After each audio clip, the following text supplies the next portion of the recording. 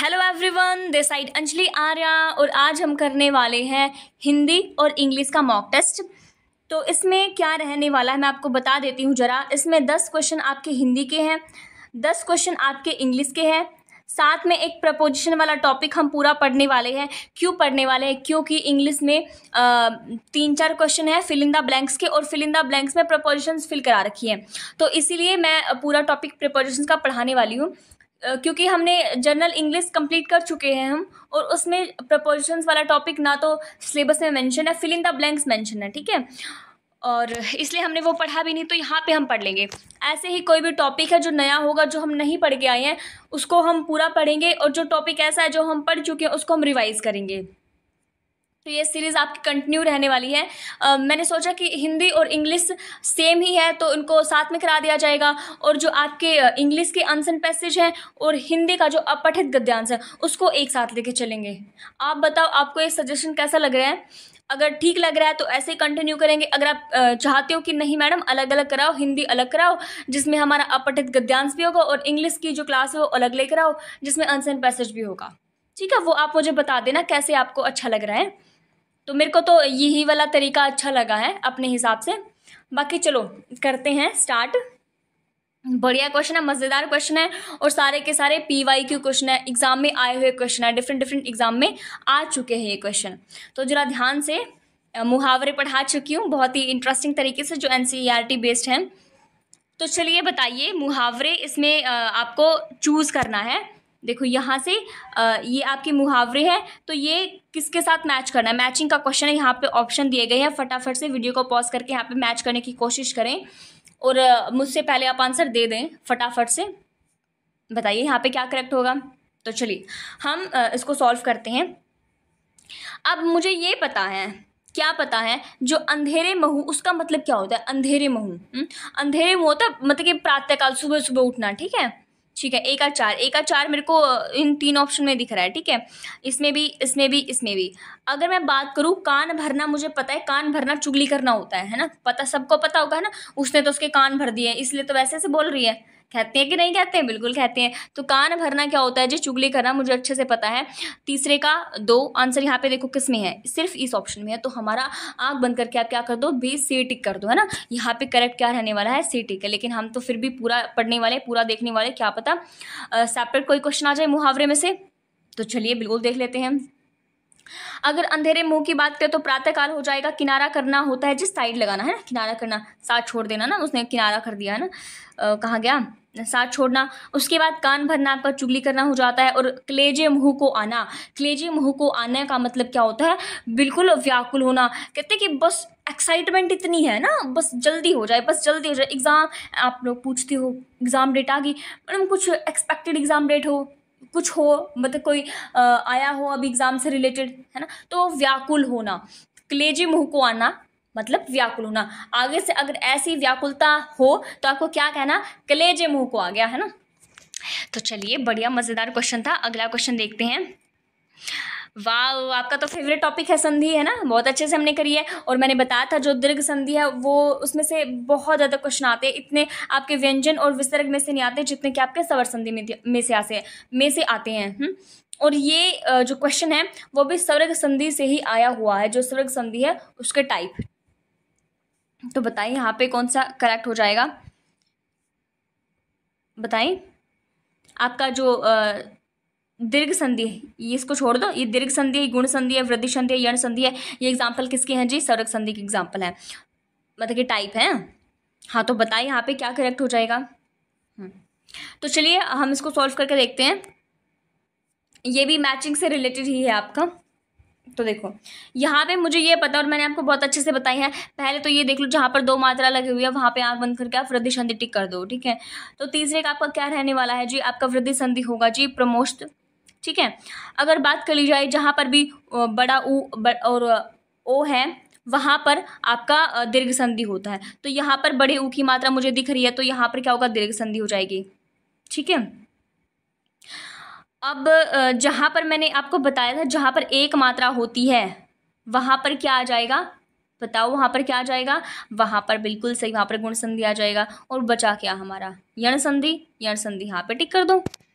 तो बताओ इसका अब ऑप्शन में मिलाते हैं।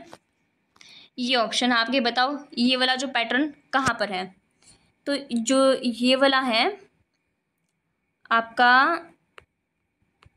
मेरे को ये वाला सीक्वेंस दिख रहा है कौन से ऑप्शन में, डी ऑप्शन में। ठीक है, तो आपका डी यहाँ पे करेक्ट रह जाएगा। अगला क्वेश्चन है जी आपका समास से रिलेटेड। ये इसके ऑप्शन दिए गए हैं, आपको क्या कर, नहीं जी, हाँ जी बताइए यहाँ पे। अव्ययभाव समास, तत्पुरुष समास, क्रमधारय समास, द्विगु समास, द्वंद्व समास। बहुत अच्छे से पढ़ा रखा है, कोई भी किसी का गलत नहीं होना चाहिए। यहाँ से बहुत ही इजी सिंपल सिंपल दे रखे हैं मैच करने के लिए, करो मैच फटाफट से। तो चलिए मैं आपको बता देती हूँ आपका जो अव्ययभाव समास है वो कौन सा होता है। आपको बहुत बार मैंने बताया हुआ है, इसमें आपका पहला पद प्रधान होता है। कई बार तो इतना बेसिक क्वेश्चन पूछ लिया जाता है कि कौन से समास में पहला पद प्रधान होता है, या कौन से समास में दोनों ही पद प्रधान होते हैं, या कौन से समास में एक भी पद प्रधान नहीं होता। एग्जाम में पूछा जाता है ऐसा क्वेश्चन। तो मुझे पता है जी जो अव्ययभाव समास होता है वो जी होगा जिसका पहला पद अव्यय होगा, और ये हमारा एक और एक में एक का एक यहाँ पे करेक्ट रहने वाला है। अगर बात करें नवग्रह, नवग्रह क्या है, इसमें पहला पद संख्यावाची, और जिसमें पहला पद संख्यावाची होता है वो हमारा कौन सा हो जाता है, वो हमारा द्विगु हो जाता है। कर दो टिक फिर। अगर किसमें पहले का 4 किस में है जी, इसमें भी है, इसमें भी है और इसमें भी है। अगर बात कर ली जाए डी की, तो डी का 3 किस में, इसमें और इसमें है, तो इसमें से हमें मैच करना है। अगर बात कर ली जाए किसकी आपका, अगर मैं बताऊं तो तत्पुरुष समास कौन सा होता है, तत्पुरुष समास जिसका दूसरा पद प्रधान होता है ना। और बहुत से क्या होता है, मतलब इस समास में जो पहला पद होता है ना वो बहुत बार संख्या व विशेषण होता है। ढूंढो फिर ऐसा कौन सा है। तो तत्पुरुष समास जो है वो आपका धनहीन हो जाएगा जी, है ना। और ये धनहीन किस में है जी, आपका ए में है, इसीलिए आपका जो है वो ए यहाँ पे करेक्ट रहने वाला है। ठीक है, नहीं भाई एक मिनट रुको, एक मिनट देखो यहाँ पे अब मिलाते हैं। देखो अव्ययभाव समास है आपका एक का एक, ठीक है। अगर तत्पुरुष समास की बात करें तो वो है धनहीन, कहाँ पर गया, हाँ जी ये रहा। अगर क्रमधारय समास की बात करें तो क्रमधारय में क्या होता है जी, विशेष्य विशेषण उप में उपमान का बोध होता है।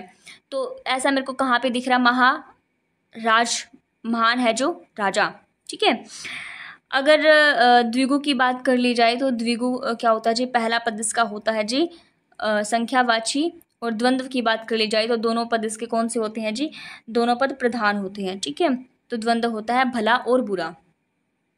बताओ ये कौन से ऑप्शन में दिख रहा है आपको, बताओ ये कौन से ऑप्शन में है। तो ये यहाँ पे जो ऑप्शन है वो डी करेक्ट हो जाएगा। अव्ययभाव है ना, आपको ऐसे मिला के देखने हैं। तो चलिए अगले क्वेश्चन की अगर बात करें तो अगला क्वेश्चन है आपका इसका आपको करेक्ट मीनिंग बताना है, क्या हो जाएगा। अगर बात करें यश की, राजा, प्रेम, दर्पण, फूल। पहले तो आप सब दर्पण को ही मिलाओगे, है ना, क्योंकि दर्पण सबको पता है, दर्पण क्या होता है, आईना होता है ना। दर्पण क्या होता है, आईना होता है, ठीक है। फूल की बात करें तो फूल आपका सुमन हो जाएगा, सबको पता होगा, ठीक है। अगर यश की बात करें, यश क्या होता है, प्रसिद्धि प्राप्त करना, ठीक है।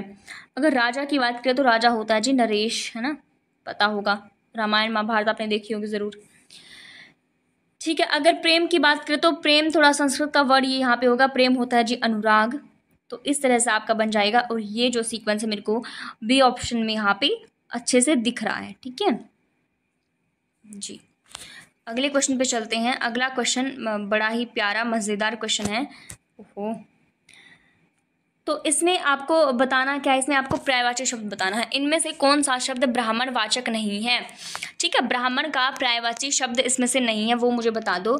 बिल्कुल सबको पता है जी, स्वयंभू नहीं होता है। स्वयंभू क्या होता है, जो स्वयं ही उत्पन्न हुआ है उसको स्वयंभू बोलते हैं। जैसे अगर बात कर ली जाए आपका विप्र है, द्विज है, भूदेव है, ये सारे के सारे ब्राह्मण के ही पर्यायवाची शब्द होते हैं। चलिए अगर अगले क्वेश्चन की बात करें तो अगला क्वेश्चन क्या कहता है कि अंधेरे कमरे में कुछ भी दिखाई नहीं दे रहा है, इस वाक्य में सर्वनाम क्या है। कुछ है, दिखना है, अंधेरा है, कमरा है। मैंने आपका जो कल पता नहीं परसों हिंदी और रीजनल हिंदी का जो प्रैक्टिस सेट करा था उसमें मैंने पूरा सर्वनाम का टॉपिक पढ़ाया हुआ है, तो गलती तो करनी नहीं है, चांसेस नहीं होने चाहिए गलती के। तो यहाँ पे बताओ वाक्य में सर्वनाम नहीं है, बहुत ईजी है ना। यहाँ पे जो कुछ है वो आपका यहाँ पे करेक्ट हो जाएगा, ठीक है। तो चलिए अगले क्वेश्चन पे चलते हैं। अगला क्वेश्चन क्या कहता है, मुस्कुराहट से ही पता चल जाता है खुशी, मुस्कुराहट से ही पता चल जाती है खुशी। इस वाक्य में संज्ञा आपको बतानी कौन सी हो जाएगी। पता चला मुस्कुराहट जाती से, बहुत ईजी है ना, सबको पता है, मुस्कुराहट जो है यहाँ पे करेक्ट हो जाएगी। अगर मैं बात करूँ ये कौन सी संज्ञा है, ये भी ज़रा बता दीजिए। जो ये मुस्कुराहट है ये आपकी इमोशन को शो कर रही है, ये भाववाचक संज्ञा होती है। उसके बाद अगर बात कर ली जाए गाय शब्द का बहुवचन क्या होता है, ये रीजनल हिंदी के लिए इंपॉर्टेंट हो जाते हैं ये क्वेश्चन थोड़े से। चलिए बताइए, गाय शब्द का बहुवचन होता है, गाय है, गौ है, गए हैं। बताओ, सबने रियलाइज तो करा होगा, सबने देखी होंगी गाय। और बताओ गाय अगर बहुवचन करें तो क्या हो जाएगा। तो गाय का जो बहुवचन होता है वो जी गाय होता है, ठीक है, गाय। चलिए अगला कोई हम प्रैक्टिस सेट करेंगे ना, उसमें हम ये वचन वाला टॉपिक भी कंप्लीट कर लेंगे, थ्योरीज की, किस टाइप से एक वचन से बहुवचन बनाए जाते हैं, बहुवचन से एक वचन कैसे, कौन कौन से शब्द होते हैं, वो भी हम कर लेंगे।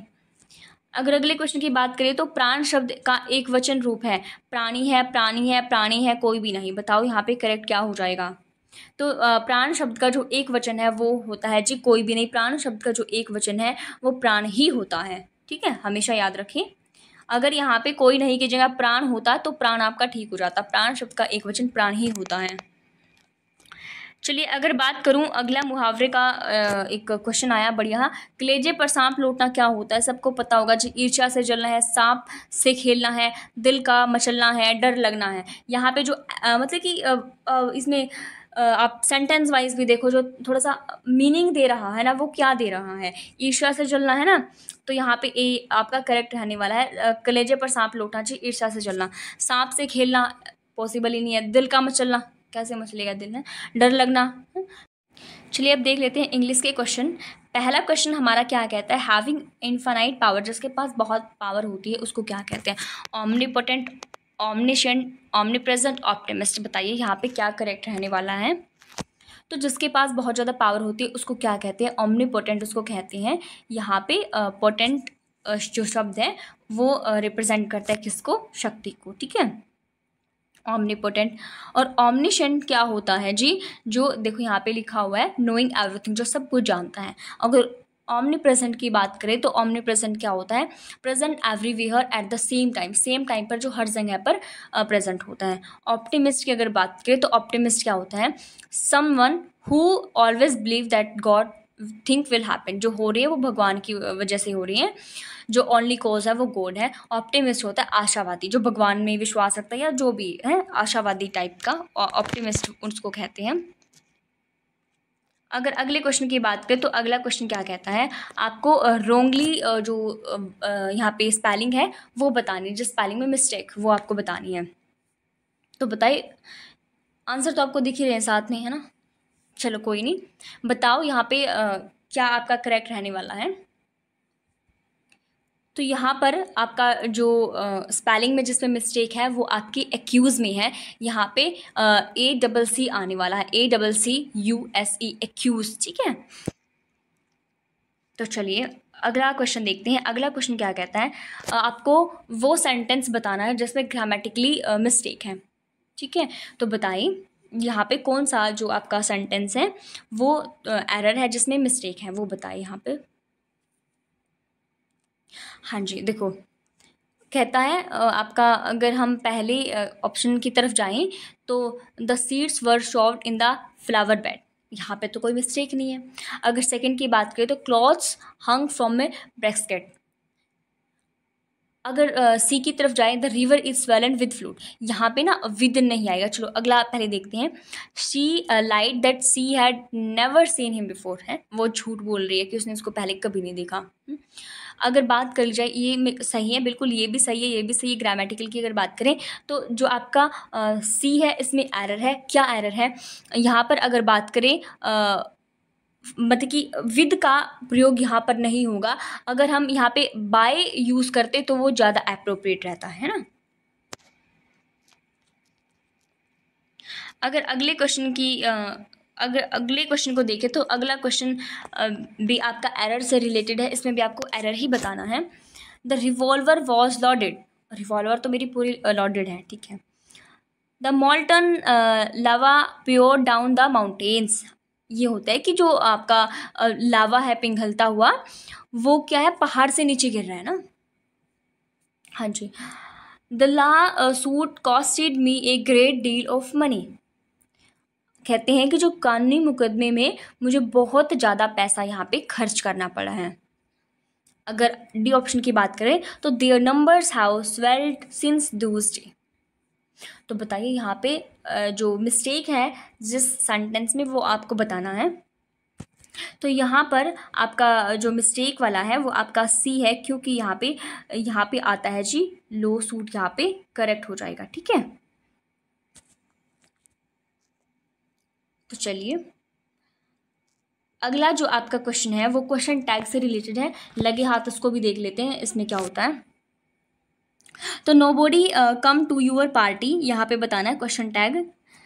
क्वेश्चन टैग में आपको एक चीज़ याद रखनी है,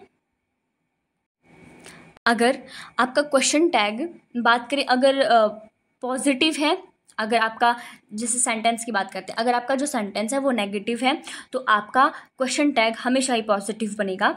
यहाँ पे टेंस कभी भी चेंज नहीं होता है, ये याद रखनी है।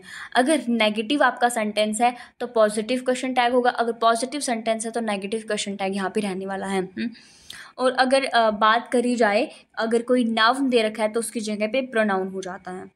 तो बताइए यहाँ पे जैसे nobody come to your party, पहले तो यही देख लो कि यहाँ पर आपका मतलब कि सेंटेंस नेगेटिव है या पॉजिटिव है। तो यहाँ पे नोबडी लिखा हुआ है तो किसी भी हालत में जो हमारा सेंटेंस है वो पॉजिटिव तो होगा नहीं, है ना। तो हमारा जो सेंटेंस पॉजिटिव है तो यहाँ पे जो क्वेश्चन टैग बनेगा, सॉरी यहाँ पे जो हमारा जो क्वेश्चन है वो नेगेटिव है, तो हमारा क्वेश्चन जो टैग है वो पॉजिटिव बनेगा, ये तो हम डैम श्योर हैं। तो यहाँ पर डिड नॉट और डू नॉट वाले तो ऑप्शन हम पहले काट देंगे।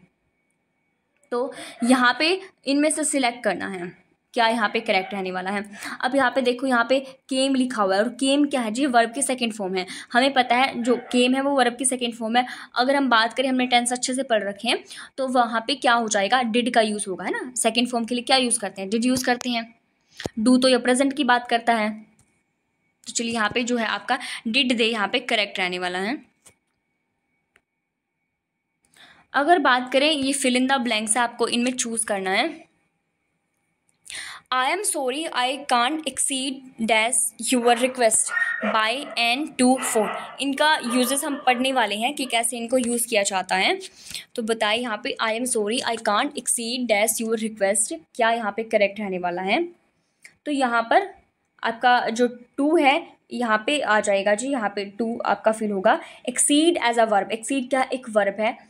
यहाँ पे एग्री विद प्रपोजिशन, मतलब किसका एक्सीड के बाद ना टू लगता है। अगर आगे बात करें, the area abound dash valuable minerals, जो एरिया है वो भरा हुआ है किसके साथ, जो है डैश वैल्यूएबल मिनरल्स के साथ। तो यहाँ पे ओन आएगा, इन आएगा, फोर आएगा या एट आएगा, बताओ यहाँ पे क्या हो जाएगा। यहाँ पे ओन होता है ऊपर, ठीक है, लेकिन इन्होंने कहा है कि ये एरिया जो है भरा हुआ है किसके साथ, इन वैल्यूएबल मिनरल्स के साथ। तो यहाँ पे बी करेक्ट हो जाएगा। अगर अगले क्वेश्चन की तरफ जाएं तो अगला क्वेश्चन क्या कहता है, I want to get dash the true fact of the case. भाई आई वॉन्ट टू गेट, मैं जानना चाहता हूँ इस केस के बारे में ट्रू फैक्ट। तो एट आएगा, इन आएगा, ओवर आएगा, ऑफ आएगा। तो यहाँ पर एट का यूज़ हम यहाँ पे करने वाले हैं। मैंने फ्रेजल वर्ब आपको पढ़ा रखे हैं, तो देखो फ्रेजल वर्ब यहाँ पे इंपॉर्टेंट हो जाते हैं। तो जो आपका गेट एट होता है वो एक फ्रेजल वर्ब भी होता है, जिसका मतलब होता है टू लर्न और फाइंड आउट समथिंग। यहीं से क्वेश्चन निकल गया ना, टू लर्न और फाइंड आउट समथिंग, कुछ फाइंड आउट करना, कुछ लर्न करना, वो गेट एट का यहाँ पे मतलब होता है। I want to get at, ये भी आपको देखना, ये फ्रेजल वर्ब तो नहीं है। पहले हम इसको प्रपोजिशन को भी पढ़ लेते हैं एक बार। देखो ये आपके प्रपोजिशंस में क्या होता है, जैसे कि अगर हम इंग्लिश की बात करें तो इंग्लिश में प्रपोजिशंस आगे लगती हैं, है ना। अगर हिंदी की बात करें तो हिंदी में क्या होता है, प्रपोजिशंस जो पीछे लगते हैं, जैसे कि मेज पर है ना, पीछे लगती हैं। और इंग्लिश की बात करें तो वही चीज़ क्या हो जाएगी, ऑन टेबल हो जाएगी। तो ये थोड़ा फ़र्क होता है प्रपोजिशन का हिंदी में और इंग्लिश में। अगर बात करें इन की, तो इन का यूज़ कहाँ पर होता है? इन जो होता है भाई उसका अर्थ होता है अंदर करना, ठीक है, बिल्कुल अंदर वो चीज़ कवर हो जाती है। For example spoon is in the container, जो चम्मच है भाई वो क्या है? कंटेनर के अंदर है, कवर हो गया। स्पून तो दिख भी नहीं रहा कंटेनर के अंदर। अब ओन की अगर बात करें तो ओन क्या होता है? जब कोई चीज़ ऊपर सरफेस पर होती है, ऊपर own. The cap is on the container, जो कंटेनर के ऊपर कैप लगी हुई है ना, ढक्कन जो है वो लगा हुआ है कंटेनर के ऊपर। अगर टू की बात करें तो टू जो यूज़ होता है वो गोइंग के साथ यूज़ होता है। ये गोइंग के साथ यहाँ पे यूज़ होता है। ये एक पर्सन का किसी प्लेस या ऑब्जेक्ट के पास जब जाता है तो उसलिए यूज़ किया जाता है। जैसे the person is going to the market, कहने का मतलब टू जहाँ पे होता है वो मूवमेंट को शो करता है। अगर अगर बात करें फ्रॉम की, तो टू और फ्रॉम जो है वो एक दूसरे के अपोजिट होते हैं ना। जब किसी प्लेस पर देखो, ये मूवमेंट तो दिखा रहा है कि जब कहीं जा रहे हैं हम किसी प्लेस पर, और जो फ्रॉम होता है जब हम वहाँ से वापस आते हैं। जब किसी प्लेस से आप वापस आते हो, टू और फ्रॉम जो है एक दूसरे के अपोजिट ये काम करते हैं। जैसे the children are coming from the school. अगर बात करें अंडर की, अंडर क्या होता है? The cat is under the table, table के नीचे कैट है, अंडर। अगर बिलो की बात करें तो बिलो होता है जब हाई से लो की बात करते हैं, जैसे कि the table is below the fan, fan के नीचे है टेबल, ठीक है। तो यहाँ पे हाई से लो की जब बात करते हैं तो वहाँ पे बिलो का यूज़ होता है। अगर बात करें अप ऑन की, यहाँ पे देखो क्या मतलब कि यहाँ पे देखो एक बार अप लिखा हुआ, अप होता है ऊपर, ऑन बैठना है ना, अप ऑन, यहाँ पे दो चीज़ें जुड़ी हुई हैं। तो यहाँ पर क्या होता है? मूवमेंट वाली चीज़ों में अप ऑन ओवर यूज़ होगा, अपॉन में आकर रुक जाएगा। जहाँ पर भी मूवमेंट वाली चीज़ होती है ना, तो वहाँ पे अपॉन ओवर का यूज़ होता है। और अपॉन में क्या होता है? अप ऑन मतलब कि आके बैठ गया आराम से, अपॉन में आकर वो रुक जाएगा वहाँ पर। ओवर की अगर बात करते हैं, ओवर में वो क्रॉस करेगा वहाँ से। जैसे the dog jumped upon the table, जो डॉग है उसने जंप करी है अपॉन द टेबल से, ठीक है, अपॉन द टेबल, ठीक है। अब बात करें ओवर की, तो ओवर में क्या होता है? एक जगह से दूसरी जगह पर कूदना, ठीक है। जंप्ड ओवर द टेबल मतलब क्या होता है? ये आपकी टेबल है और यहाँ से एक बिल्ली जो है वो जंप कर गई, इसने टच नहीं करा टेबल को, इसने बिल्कुल भी टच नहीं करा, तो एक जगह से दूसरी जगह कूद रही है। द टेबल हाँ, इसने देखो यहाँ पे लिखा हुआ उसने टेबल को टच नहीं किया है, over, jumped over the table. अगर बात करें एट की, तो एट क्या होता है? एक ऑब्जेक्ट हॉरिजेंटल जब सीधे खड़ा हो और दूसरा वर्टिकल उसको टच कर रहा हो, तब हम मोस्टली एट का यूज़ करते हो। ये वाली चीज़ यहाँ पे बनती है, ये वाली चीज़ बनती है जब कोई भी ऑब्जेक्ट हॉरिजेंटली है और दूसरा वर्टिकली, ऐसे वर्टिकली उसको टच कर रहा है। अगर मैं बात करूँ क्लॉक की, क्लॉक में आपने देखा होगा हमेशा, मतलब मोस्ट ऑफ द केसेस में एट का यूज़ होता है।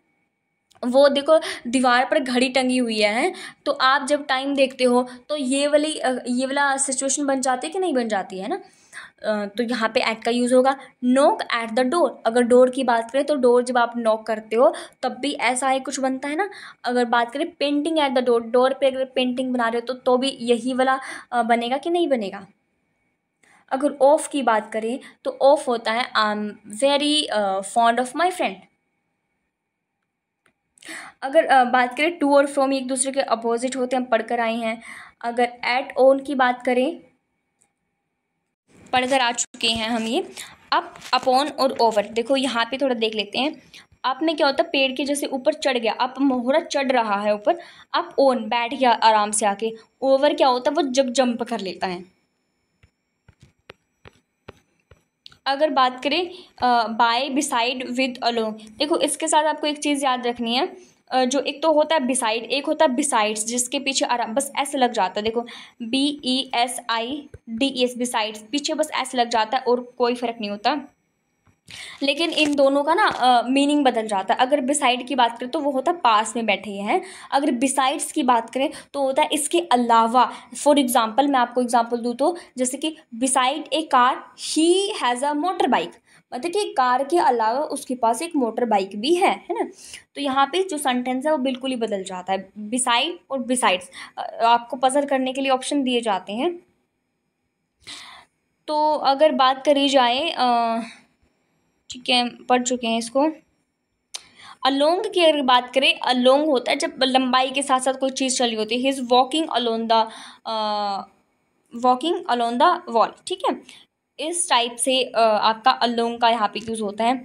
अगर बात करें सिंस और फॉर की, वो हम टेंस में पढ़ भी चुके हैं, लेकिन फिर भी प्रपोजिशंस में भी क्वेश्चन पूछ लिया जाता है। अगर सिंस और फॉर की बात करें तो जो सिंस होता है वो फिक्स टाइम के लिए यूज़ किया जाता है, जैसे कि सुबह 3 बजे से पढ़ रही हैं ना। अगर फोर की बात करें तो फोर में फिक्स टाइम नहीं होता है, फोर में ड्यूरेशन होती है। जैसे कि पिछले 40 मिनट से, पिछले 2 साल से, पिछले 5 नहीं, मैं 4 साल से ये काम कर रही हूँ, वो कर रही हूँ ना, तो उसमें कुछ भी फिक्स नहीं होता, उसमें ड्यूरेशन दी जाती है। जैसे कि अब मैं 40 मिनट से यूट्यूब पे काम कर रही हूँ ना, वीडियोस वगैरह जो भी मैंने देखा, अपना पढ़ाई से रिलेटेड काम है। 40 मिनट मतलब कि कौन सा 40 मिनट, ये तो नहीं पता ना कौन सा 40 मिनट उसने दिन के दिए हैं, सुबह के दिए, शाम के दिए, दोपहर के दिए, कौन सा 40 मिनट की वो बात कर रहे हैं। अगर प्रॉपर मेंशन करते हैं कि हाँ अब भी रिसेंटली, अब भी लगातार जो है पिछले, है ना, तब आप फिक्स टाइम के लिए सिंस का यूज़ कर सकते हो।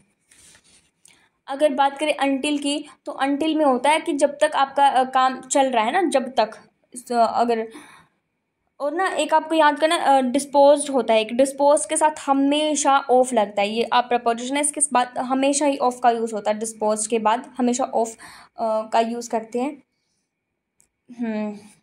इस तरह के कुछ आपके सेंटेंस होते हैं। अब क्वेश्चन पे चलते हैं।